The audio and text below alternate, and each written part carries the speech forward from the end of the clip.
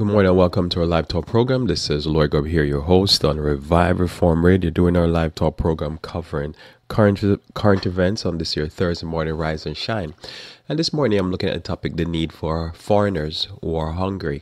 I'm going to be looking at quite a few different pieces of information just to pull together this thought, the need for foreigners who are hungry. So welcome again to our live talk program as we analyze what's currently going on in our society. Let us pray. Our Father who art in heaven, I thank you again for the blessings of this day, for the blessings, dear Lord, of those who are here and those who will listen. Separately from even being here live, I pray that you may bless us as we study and think together and meditate on these things. This is my prayer in Jesus' name. Amen. So I'm looking at the topic, the need for foreigners who are hungry. And that's the topic I chose. Difficult concept here I'm going to try to put forward. But there's a lot of things I'm going to try to answer as to what's going on in our society right now. An article and some data points of information to share with you here. And so the need for foreigners who are hungry. And we're going to look at this concept here where some people say that when a person comes into America, they come as from certain countries that are less valuable, and they come to take the benefits, the free care, free health, and free all these things. This is a concept I hear so often that is has disturbed me and perturbed me and confused me in the sense that I'm confused by the statement. Like, why would people say that? So I wanted to analyze some things with you here and just share some data with you and some information. So I'm going to start off by sharing Matthew chapter 3, verse 7 through 10. Matthew 3, verse 7 through 10. But it says, "But when he saw many of the Pharisees and Sadducees come to his baptism, he said unto them, O generation of vipers, who hath warned you to flee from the wrath to come? Bring forth therefore fruit meet for repentance, and think not to say within yourself, We have Abraham to our father. For I say unto you, that God is able of these stones to raise up children unto Abraham. And now the axe is laid unto the root of the trees. Therefore every tree which bringeth not forth good fruit is hewn down and cast into the fire." You know, the Bible says a righteous man, a man that is godly, is like a tree planted by the rivers of water. And he brings forth his branch, and when he brings forth his leaves, he's flourishing. You can tell he's flourishing. He brings forth fruit in its season. He's a blessing. And so that's what I want to be. And so in many of these discussions that are having, that form part of the narrative of the psyche of the community and the country, and many countries, because this is a worldwide problem where people look at others as less than, is this idea here of what's going on when it comes on to building a country, who is best for a country, and that's what it is. And so here the question is, you want people who are going to flourish. The more people within a country per, say, 100,000 that are doing well financially, the higher the rate they're doing well, successful in various different aspects of their lives, is the better the country is going to be. That's what makes a country. And so since America is a melting pot of various different countries, the question is, what are the best quality people to come to the country to build the country up? And my belief, whether it be for a family or a church or any organization or business and a country, is that you want people who are hungry. And that's just, to me, the criteria. You know, Christ says those who are hungry for righteousness shall be satisfied. Over the years, dealing with church, and I'm talking about current events, but understand the philosophy here. When dealing with church, one thing I've known, if a person is not hungry for what is being delivered or want even more, no matter what you do, they're never going to be satisfied because they're not interested. You know, it's like it has no value to them because they're not hungry for that. Whatever they're hungry for is what they want. And so you could give them a little bit and they gobble it up if they're hungry. You can give them a lot and they still gobble it up if they're hungry, because the hunger is what defines it. So that was why it's weird to me when straight up I go into what I'm talking about. I don't want you to think too hard. When the president came out, other people came out and said, when a person coming from a certain country like Haiti and certain parts of Africa and places where people are brown and black, that they're coming from excrement countries. We talked about this in the past. and that they're less than. And then when I hear the regular citizens, especially those who watch like Fox News, repeat the idea that people coming from abroad are coming in to take. That's all they're coming for, to take things from the American people. Like American people are a charity, and the people are coming, they're coming over to take and to basically pillage. They're marauders, and they're basically like pioneers, or I don't know, crusaders. It is a weird thing to hear, and I've heard it, said personally in my presence to me, and said to in the public, and I think many Americans settle in their mind that this is absolutely true. People are coming here for Social Security and Medicaid and Medicare and all this type of stuff. And when I thought about it, and I've talked to quite a few immigrants, a few people I've talked to, and asked them, do you know one example of this, like a foreigner coming in? Because I know there is, but I just don't know any myself. So all my years here, belong to multiple churches. I've been in many immigrant communities that are Asian, Hispanic, blacks, and somehow to my mind I can't think about that person. And so if I say this to somebody that's saying this type of Fox News and President Trump stuff, and they believe it, and I say that to them, they're always shocked, because they say, no, there has to be, because this is what they came for. You guys came to America to take what we have. And I'm like, I don't know anybody like that. All these years, I know that person exists. I just never met him. I believe that if 100 people come, there has to be at least 1 to 5 people who are coming to take. So if that's what's happening, then I don't know, what to say. It's like, is this happening? So this is where part of my problem is. And so I've been thinking a lot about this, because since I don't know, so the statement is they're coming to take, and they're coming from the worst country. And so then because of that, I had to be analyzing this, and I will analyze this more and more, because I realize so many people, and you, whoever you are, whether you are American or you're a foreigner that came to America and became American, you have to be able to deal with this in your mind and be able to answer this, because since so much of the population believe, even people that are probably liberal, democratic leaning, believe that when a person comes from, say, Haiti or Jamaica or Ghana or Nigeria, they're coming to take the American thing, take from America. And you have to kind of really set this straight, that this is not the normal thinking of a person. You see, a person walking for 2,000 miles to get to America is not thinking, oh man, I can't wait to come there and get, what the people have to take from them, and to take free Social Security and free Medicaid and Medicare and all that type of stuff. Normally people are coming because they want better for their lives, and they're coming because they want a job. They want to work, they want to make some money, they want to make it in life. And those oftentimes that are left back, some of them still want to get, because they want to come and make some money, or they want to stay back and chill, even bum out. But nobody leaves per se to come and bum out in a cold country, where there is cold both socially and physically. So that's what it is. So notice here it says, Christ says, the Lord can make children of Abraham from stones. People that you look and say they have value. The people of true value, people from Norway and Europe. And yet he said, look, Israel had the same problem. This is not new. There's nothing new on the face of the sun. And John says, look, the Lord can make children from stones. I imagine the Jews said that. They're like, man, I really need to kill this guy. How dare this guy say God can make children of Abraham from stones, from these Gentiles? And yet, what has the last how many millennia proven? The Lord did make children unto Abraham, that called Abraham father, who were from Gentiles, who would be looked upon by the Jews as less than. Think about it, they view in a terrible, horrible way the Samaritans. And yet the Samaritans were half Jewish, in both religion and in some ways in mixing and all that. And yet they looked at them very horrible. But yet the Samaritans received Jesus, and the Gentiles received Jesus. So that's important to note, that it is the philosophy that makes a person American. But if you have it that a person American based upon if they're European descent, that's a false concept.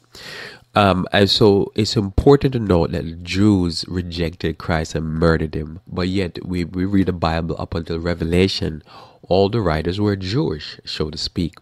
And so we receive them and we say, well, we are Christians or we follow these Jews, so to speak. While many of the Jews today don't follow Jews, their own people.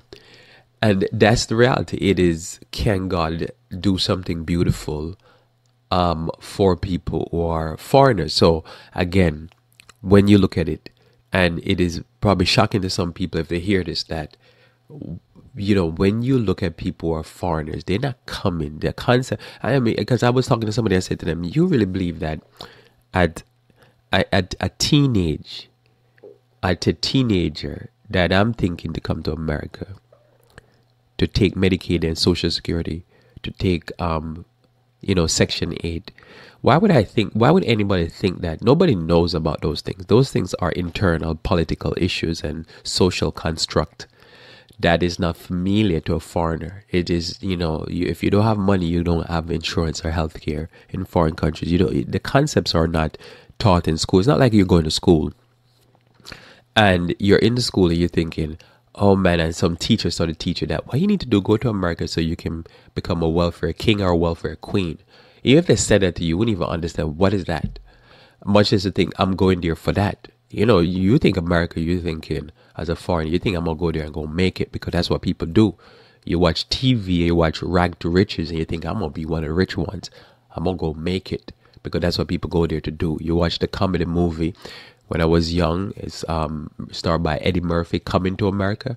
And you see the African prince coming to America, and you say, yeah, that's what I want to do. I want to go there and make it, find myself a nice American woman and all that type of stuff. This is the type of thinking that is in the mind of people.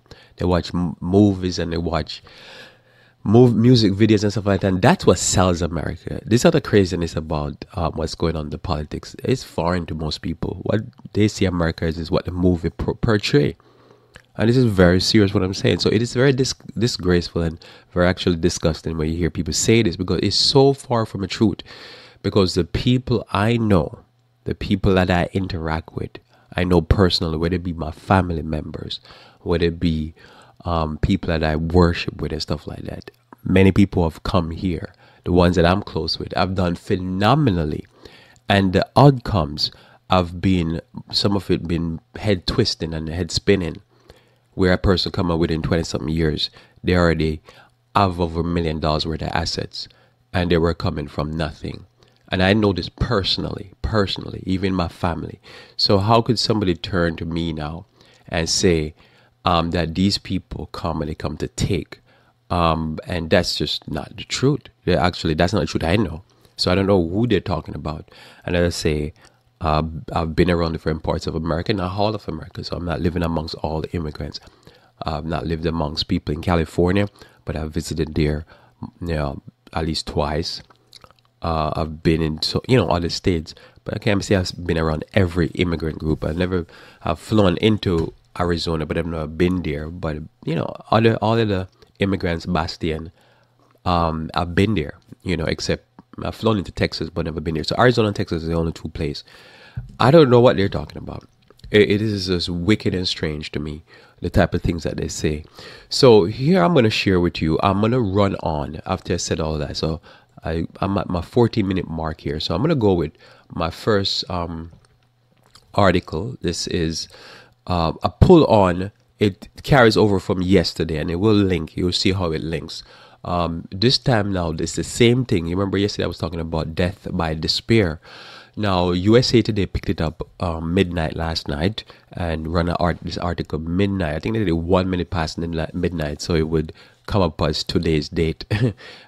See how they do their business. So notice the article is entitled "Deaths of Despair from Drugs and Alcohol and Suicide Hit Young Adult Hardest," and it's written by Jane O'Donnell.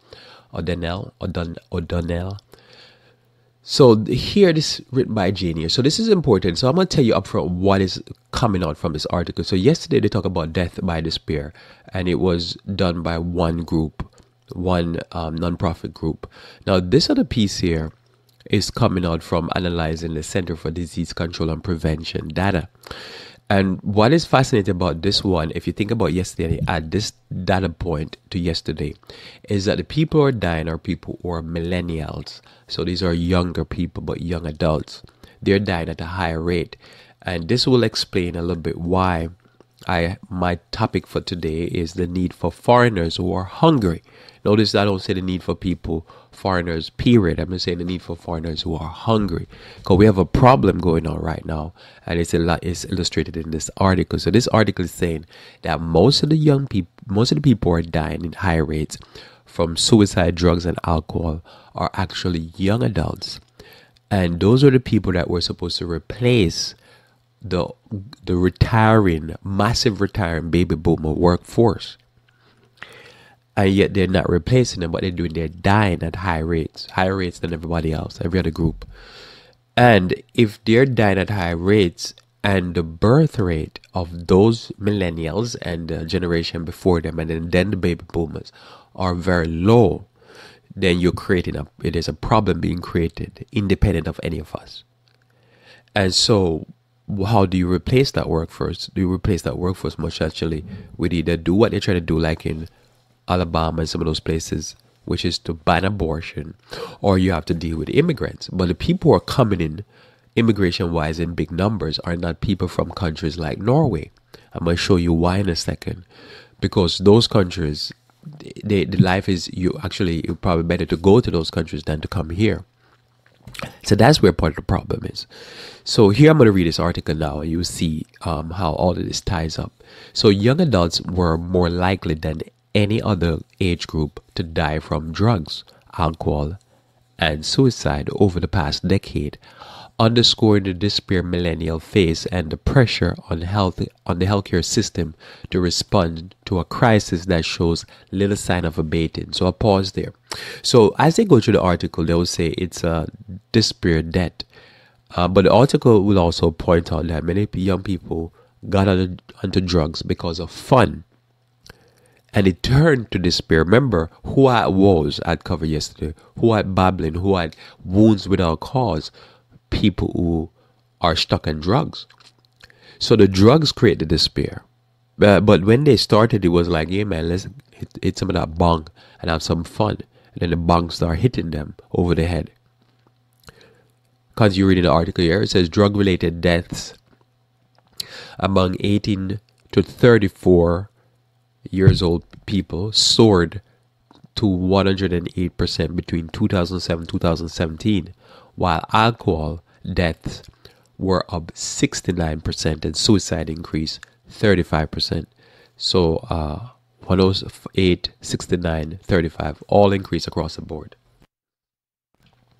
According to an analysis out Thursday of the latest federal data by a nonprofit trust, the Nonprofit Trust for America Health and Wellbeing Trust, the analysis of Center for Disease Control and Prevention data found that increases for these three deaths of despair combined were higher than for baby boomers and senior citizens.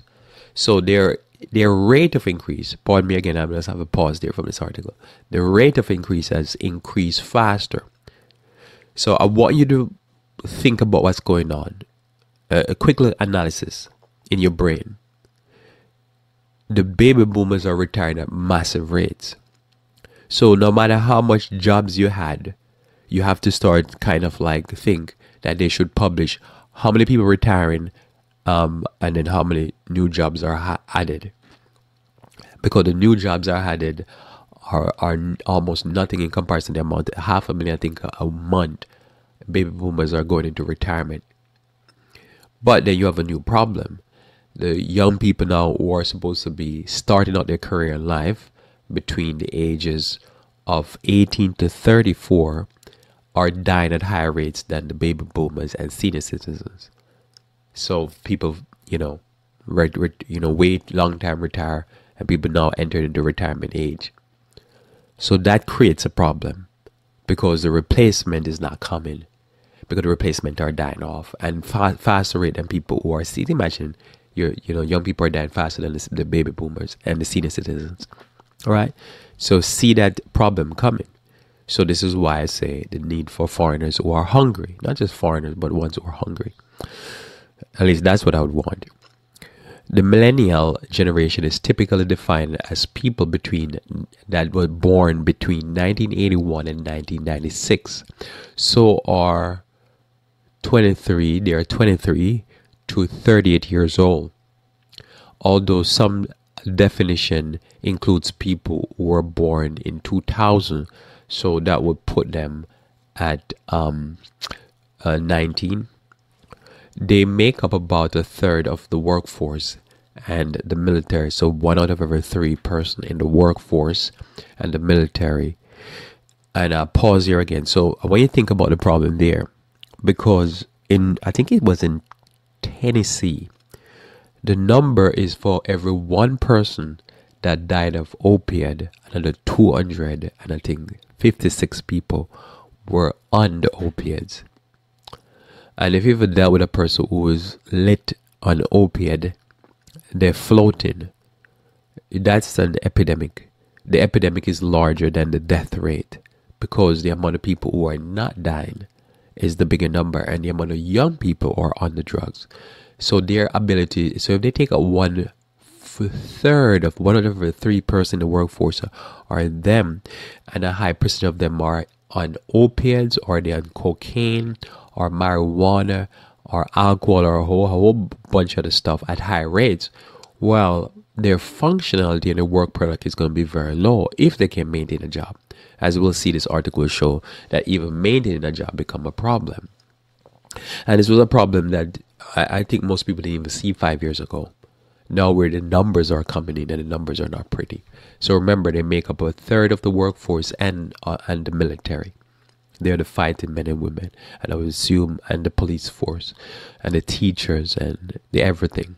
There is a critical need for targeted programs that address millennial health, well-being, and economic opportunities, says John Bash, CEO of the Trust of America Health and Massachusetts former health secretary.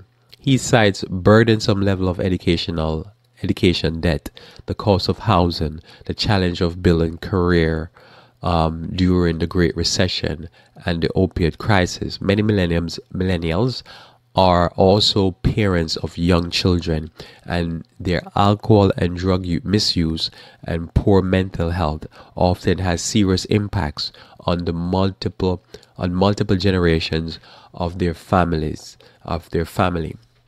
When Brittany Rose Hallett of Janesville, Indiana, drank herself to death at 26, her $50,000 student loan debt was weighing heavy on her mind because it was accruing interest and she couldn't hold a job to pay it, said her mother, Jenny Hallett. She also couldn't afford health insurance after she aged off her father's health insurance. So, little pause in here before they go. Notice it says here, so this person here, Brittany Rose Hallett, who passed away at a young age, died, and that $50,000 that was supposed to pay by the American government has to be forgiven. It's gone. So the investment that was put in was not recouped. And just for the sake of time, because I only have so many time to go over all this information, when you look at this, here's where somebody would say, well, how is it that the country can have money to resettle refugee and help establish, say, an immigrant?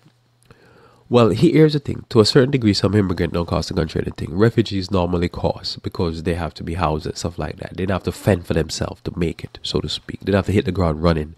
They kind of get a little bit more cushion. So separately from refugees, the cost for a new person to come in and hit the ground working, getting a job, hitching a ride at somebody's house, hitching a ride with somebody to get to work is way less. There's limited input. So that's a false notion. And so when you think about it, this is somebody that the taxpayers in their local town paid to go to school. The taxpayer pay for, including their parents, but their parents cause them pay. Like, as you know, I pay on a yearly basis for kids in my community to go to school. It had no value to me per se, other than the value that I hope this kid get a good education and they become, productive citizen. Now, if those young people, after all the thousands of dollars every year that me and my wife pay, don't come out to be good citizens, and then at 20 something, after they finish college and their parents help pay for college, they borrow $50,000 from the American people. All that thousands and hundreds of thousands of dollars has been spent on their investing, and they drop dead of a drug overdose at 26, and then even while they were supposed to working could maintain a job. All that debt is just forgiven, and all that money is just gone. And so now you take now a person who came in, who never collected. I'm gonna use myself as an example, and I'm not an outlier because I know a lot of people like this. Never collected unemployment, never collected Social Security, Medicaid, nothing. Never collect disability, never collect anything. Never had anybody settle me into the country. Just came in, work, and did what I have to do. Never said I'm gonna take something. I tell people since I've been in America, I've only been to the doctor once. And it was like, I think 2 years ago, I went for a blood test and I paid for it. So never took anything, and I always paid into the system. How is it that somebody could look at me now and say, oh, you came to take from the American people? That doesn't make any sense, because I've paid my taxes every year. I actually, for some years, I use an accountant for me and my wife, and other years, last few years, I've done my own taxes, corporate tax, every tax, done my own taxes. I've gotten an audit once, and when I got audited, they realized that I'd missed the deduction, and they ended up saying, oh no, we kind of need to give you credit for, I think it was over $2,000, because I've missed the deduction from some carryovers that I didn't carry over from the time I was using my accountant and all that type of stuff. And I'm looking at them, so I hear somebody say, you came to take from the American. I was like, what did I take? I don't take. I mean, I've added, but I take, and I'm paying for the kids. Me and my wife pay for the kids' schooling and all that. How did I? So this is where the problem is. And see, so what is ironic is, like, while all this discussion is being had because the false accusation, I would never have thought about it. I never thought about any of these things. I really gave it a thought until I started hearing the accusation, and then I started saying, wait a minute, what's really going on? And then I started thinking about it and started looking into it, and I'm going to share some of it more here with you. So I'll go back to the article, but I started thinking about it and I started saying, is it really true? Because as I say, when somebody comes, I'm not talking about somebody who's lived there and they've lived on welfare stuff, but when somebody come and they left their country and they left because they need to make it, and they have people back home that need to help and support, they need to show that says, it worked out, the endeavor worked out, they'll work their buttocks off to make sure that they'll fight, they'll do 2, 3, 4 jobs, they'll do what they have to do to make it.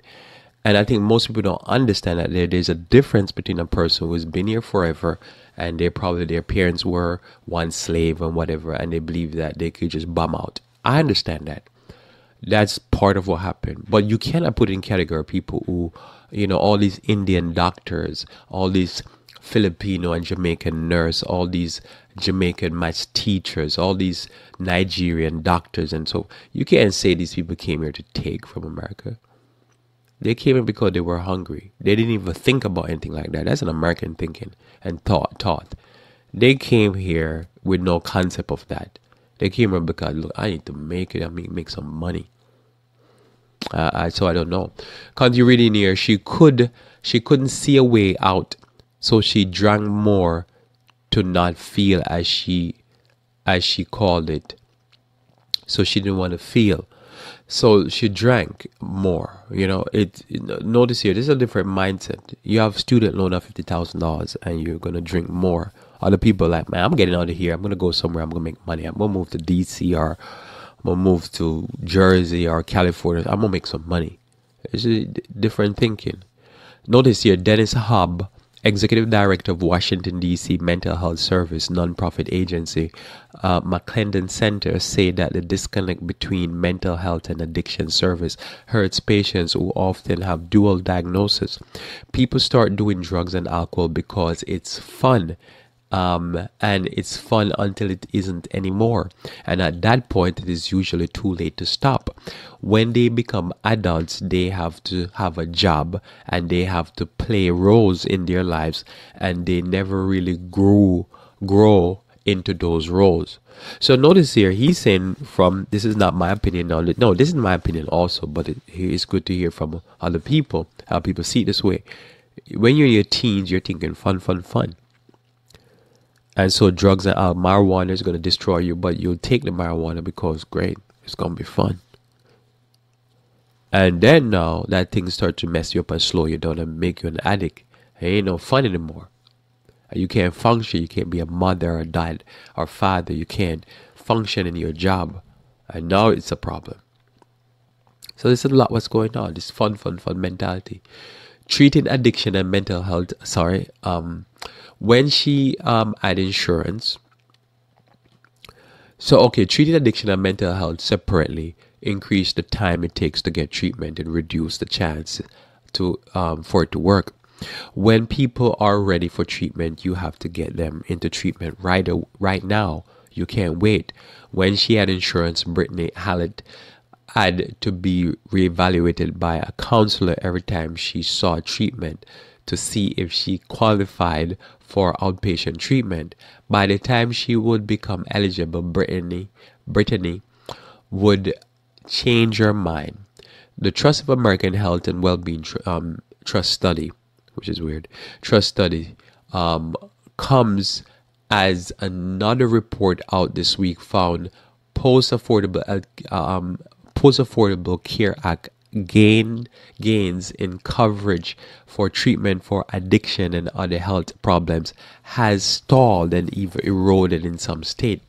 The report from the nonprofit Commonwealth Fund also looked at drugs, alcohol, and suicide deaths and found states that expanded Medicaid to all the lowest income residents were far better positioned to provide overdose reversing medication, naloxone, and to make other policy change to slow the cycle of addiction.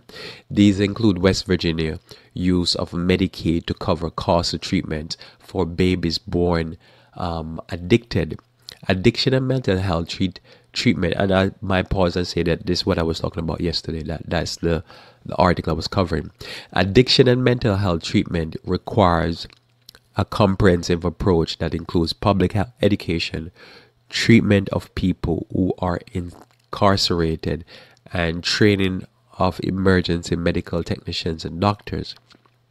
Government or private insurance coverage facilitates many of these pillars, and to not have coverage tie one hand behind the back.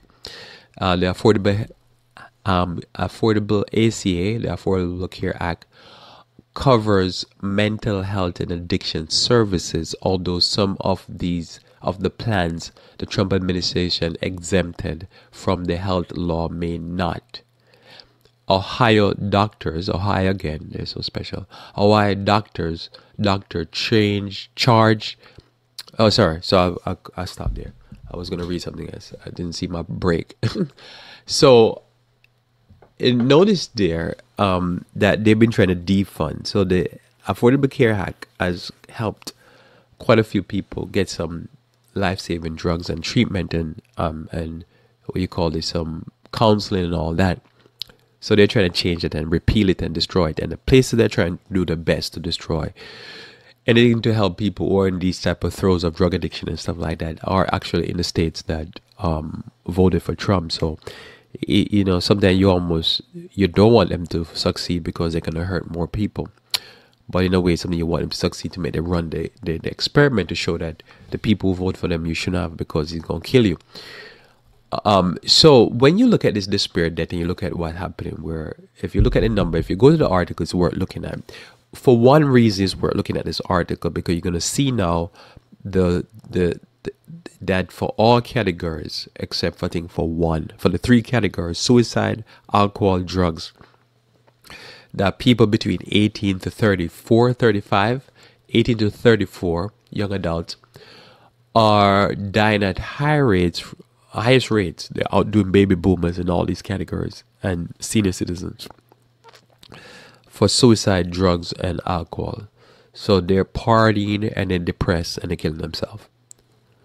And so the need for foreigners who are hungry is what is this. And need for people who are hungry. Because in life, if you're grown up as a millennial and you were given the participation trophy, that's what they call it. I don't know how true that is. That's what I heard. People here talk about this thing, participation trophy. That means if you came in fifth, they give you a trophy for, or a prize for participating. So you kind of grow up like having everything thrown at you. You don't grow up hungry. And when you don't grow up hungry, which this is to me is the issue, you don't grow up hungry. You can just bum out and just do nothing with your life and you died from despair, but it's because you have everything given to you. You don't have to box or hit food out of dog's mouth. Fight the dogs for the food so you can eat. So, you don't have to struggle. And so for me, the issue is not whether people come from Norway or Haiti or whatever. It's whether people are hungry. As I say, in everything in life, you want people who are hungry. If you run a restaurant, you want hungry people. So just in case the food don't taste good today, they're still hungry, so they're going to eat it. It's going to taste good. Everything business you do, you want the people hungry for the thing. You don't want customers who are apathetic. You want customers who are hungry for what you have. That's the issue. And this is where this type of stuff don't make no sense. This is why actually surprising to me, because I thought, especially a person who is a business person like the president, would understand that when a person is hungry, they'll make bigger effort because they gotta eat. Some people say, Mexicans work hard. Mexicans don't work harder than anybody else to me. What it is Mexican, they're hungry. And when you're hungry and somebody say, I want you to go over there and I want you pick 100 watermelon per hour. I don't know if that's possible. Seconds per melon. And if you say somebody that's not hungry, they'll be like, man, doing that. Because they're not hungry. It ain't nothing to do with skin color or nationality. It just have to do with if you're hungry. If you're hungry, you'll be like, I'm going to do it. If you're not hungry, you're going to be like, no, I'm looking for a better opportunity. If you have options, you're going to look for better opportunity also. If you know that no matter what you do in life, your mommy and daddy or your mommy is going to take you in, put you in the basement and feed you. It's going to kill some of that drive.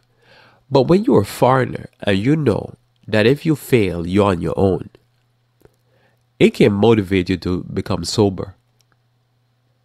You go to most any areas that there's a lot of money, even foreign countries, there's a lot of drug taking, a lot of cocaine, a lot of heroin. I don't care where you go in the world. Because, they hungry.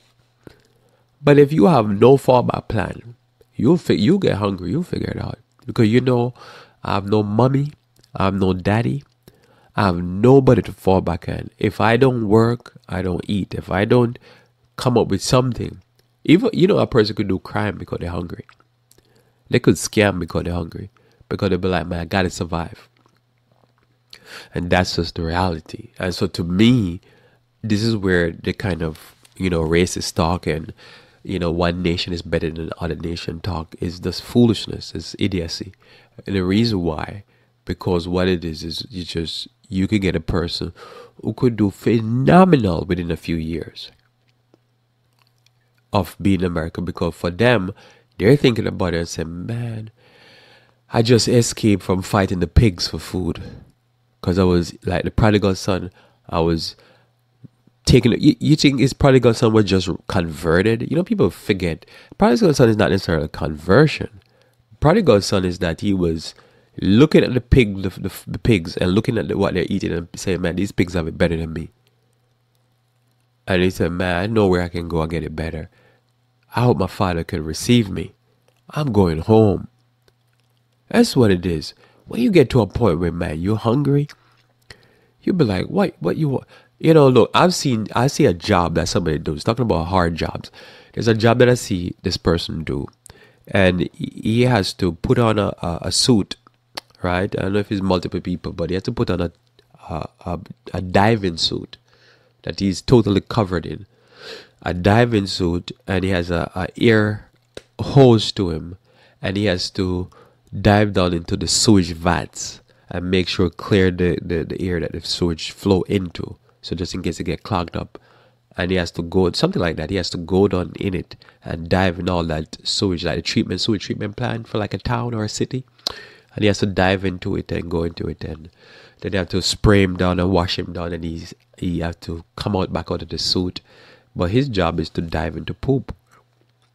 Now, if you're hungry, you look at that job and thinking, where's the suit? When do I suit up? I'm ready. And somebody say, can you swim? And I'm like, no, but I'm going to figure it out while I'm down here. As long as I have air and you have a rope to me, you can pull me out. I'll go down there and clear those things. Never dived before, but I'll do it. This is what hunger does. See, so a part of it is 20-something and you're drunk. You're not hungry. That's part of the problem. And you see other people hungry and you be like, why are they so hungry? Why are they coming? Why would somebody walk 2,000 miles? And you need to ask them and they say, well, my farm failed, my business failed, I lost my job, I'm hungry. I'm going to die anyhow here. What the most I can do? I can walk and I probably die in the desert. They can shoot me on the moment they see me in America. Or they can whatever. I can get in, get a job, and I'm feeding my family. I'm good. That's what hunger does. Now, I'm going to take some stats here. And this year, I'm going to take some stats just to illustrate the point, right? So, first I'm going to talk about income. So I'm only going to compare two countries' income. So the average income for per capita, per person, if I'm getting this right, in Norway is $74,000 a year. So Norway is the fourth highest income earning country per person in the world. So remember the president say, why is it that a person we don't want foreigners coming from like Haiti and places like that. We want them coming from Norway. I think it was Norway, the European country he chose. Well, here is the problem, right? So the estimate for 2018 is 74,000. And then, so there's two numbers they're given, and either number put Norway at 74,000 or 82,000. So third or fourth. That's the per capita income. So each person is making a lot of money, right? So that's Norway. So America per capita is somewhere in the region of 62,000, right? So it's the seventh. So it's right there amongst other nations vying for the 7th to 11th place. So 62,000 plus, right, per capita income. So why would a person leave from Norway, come to America? First thing, we're going to look at other things. Where they're going to come to a country where they're probably for the same job, they're going to get paid less pay. And they have a better standard of living. I'm going to tell you in a second why. So they're not going to be hungry. So they're coming, and sure, they're going to come in, they're going to have certain skills or whatever, but the desire to come and make it is not there. Not anything to do with skin color here. And I hope by now, if you listen to me, I'm not into any of that. Really. What it is normally I'm always surprised when I hear that. Because I just don't think of life like that. So I'm always confused or thinking, oh, simple. But then I hear a lot of people in the community repeating it, so I realize they're really into this. So I have to deal with this issue like any other sin. Like if I talk about evolution, not because I believe it really matters, but because people believe in it, so I have to talk about it. So I ask you the question, if you are coming, as somebody who will come, would you want somebody to come from a country like Norway?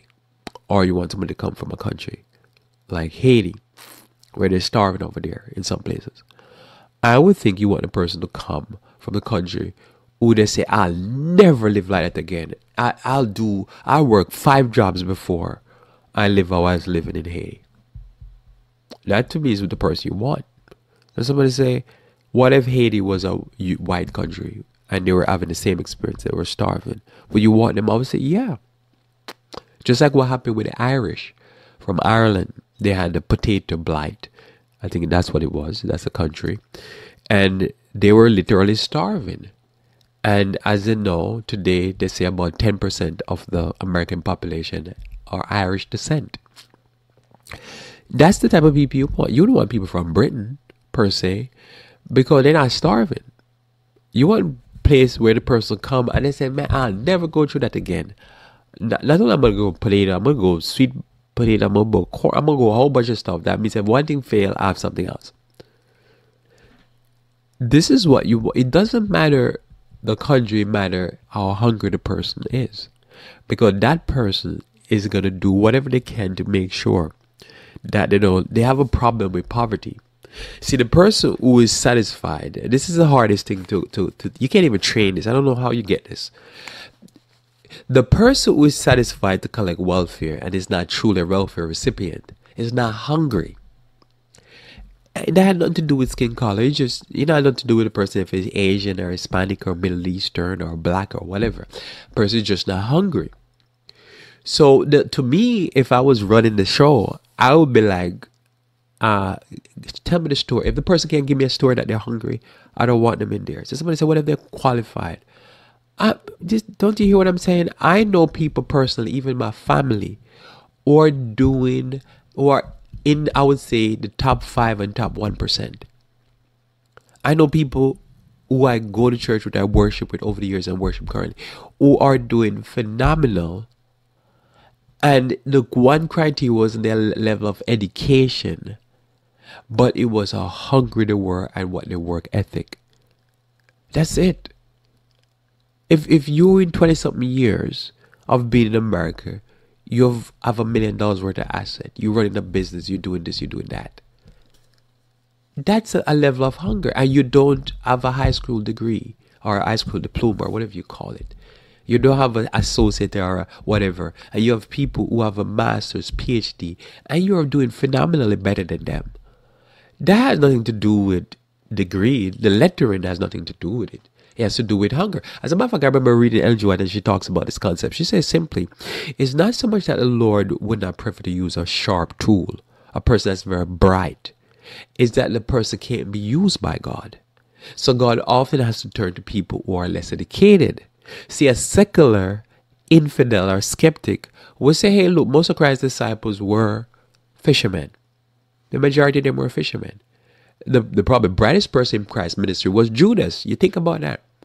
The brightest person in Christ's ministry, most respected amongst the disciples, was actually Judas.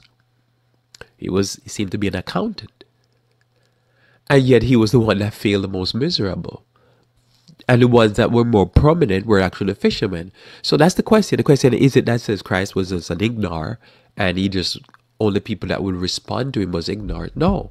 It's that when you deal with people in life, you deal with people who are full of themselves. They normally is a horrible individual because they're full of themselves.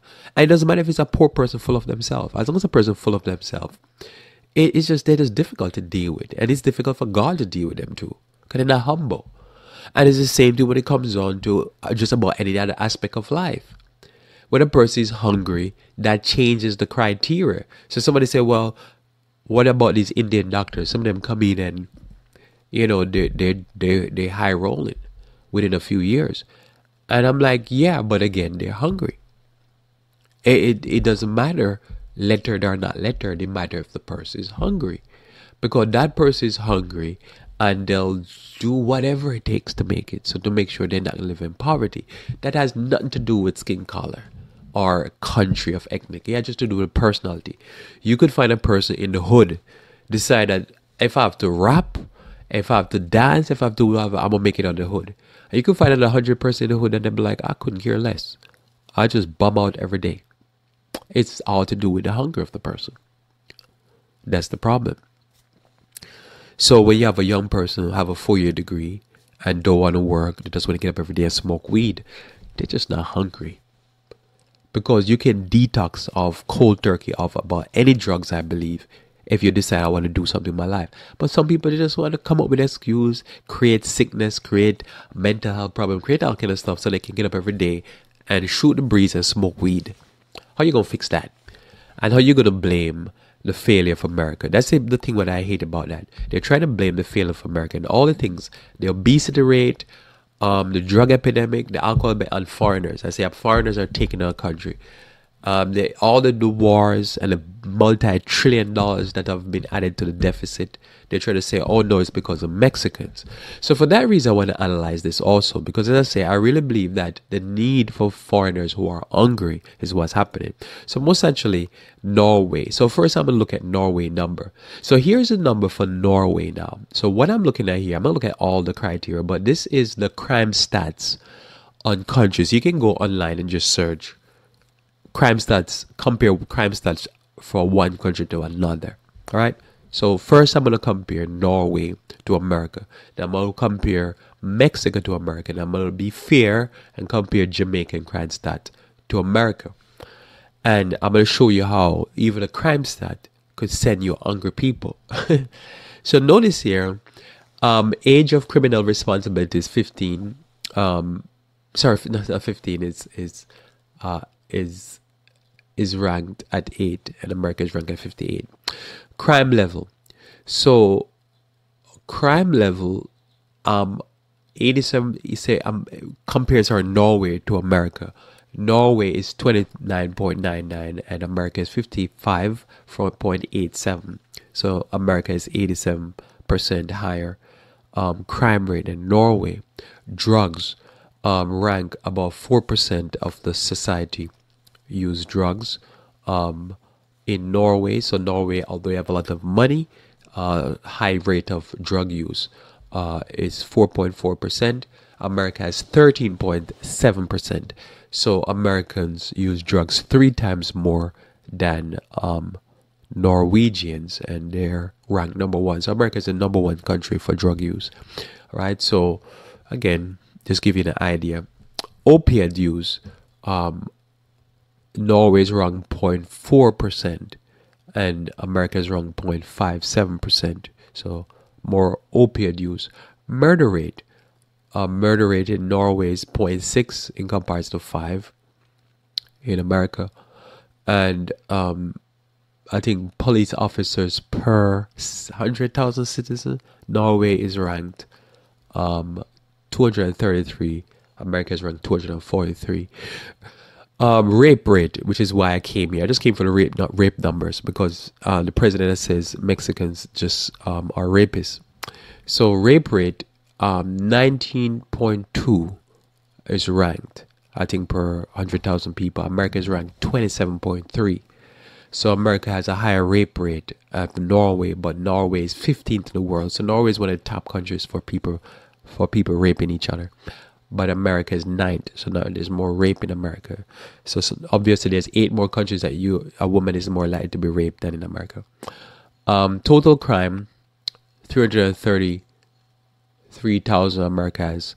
On the 333,000, America have 11.88 million crimes. So America is 36 times more. I don't want to bore you with all this information, but you can get the idea, the number. So in all numbers, Norway, and it's a smaller country, but per capita, Norway is very much well stable. Everything here is either percentage or 90 times more, 400 and something times more. So violent murders in America is 448 times more than Norway. Norway ranked like 76 in the world. America ranked 9th. So let's give you an idea. So America just outrank Norway. So if you are Norwegian, you make more money and you have less crime. If you're a woman, you're less likely to be raped. Would you be like jumpy? Would you be hungry to come to America? No. You're not going to be hungry. So if you come, you're not motivated. But if you're coming from a country that is worse when it comes on to crime stats than America, then you're like, man, America is great. But if you come from a country like Norway, which is you make more money, there's less crime, whatever, yeah, your motivation to come is like you're coming to do America a favor. So again, I want to just highlight the rape stat because that's all I came for. The rape stat in Mexico is that rape rate in Mexico is 13.2, which is ranked 18 in the world. America is ninth at 27.3. So America is, you're 2 times more likely to get raped as a woman in America than in Mexico. So America has twice the rates of rape there. So remember, the American president say all these rapists are coming from Mexico, but the truth of the matter, you're more likely to get raped, twice as much likely to get raped in America than in Mexico. Now we know reporting is different in countries, but they've shown in America that a lot of the rape kits were never tested, and a lot of the rapes are denied, and a lot of the men, they go on rape trial and the rape trial get thrown out and all that type of stuff. So we really don't know the numbers.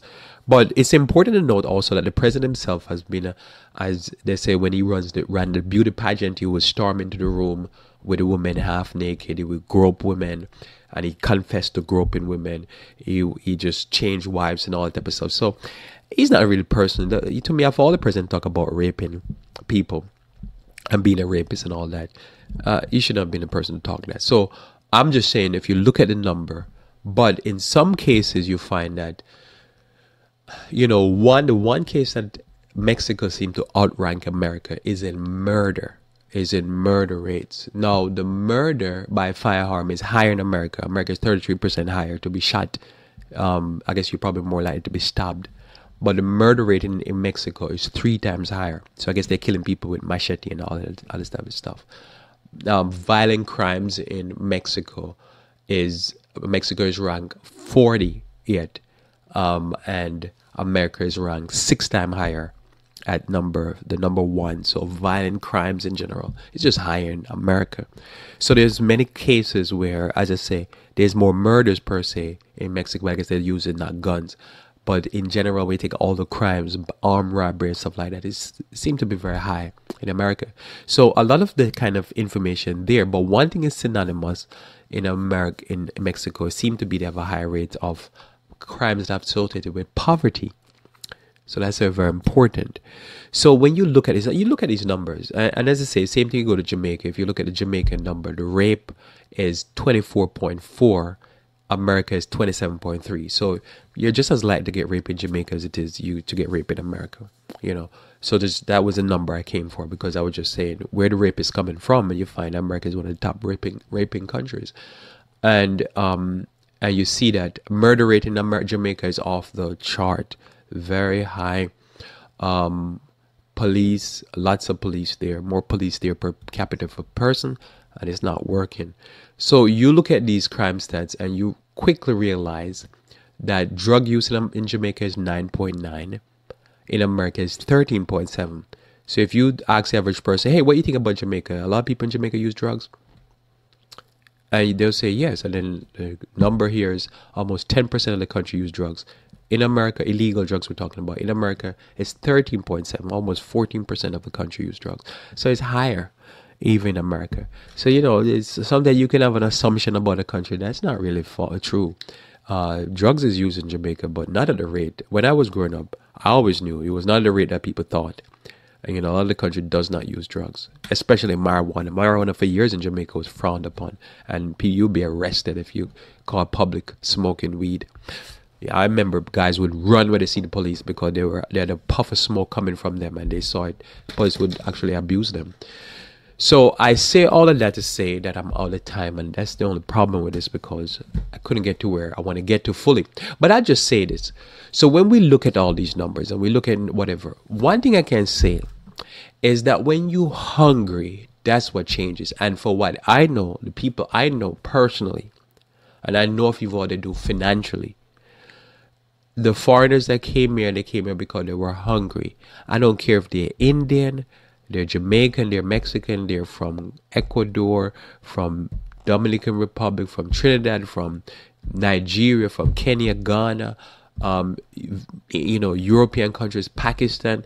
The ones that came hungry, they're doing great financially, because what it is that the hunger what drives it.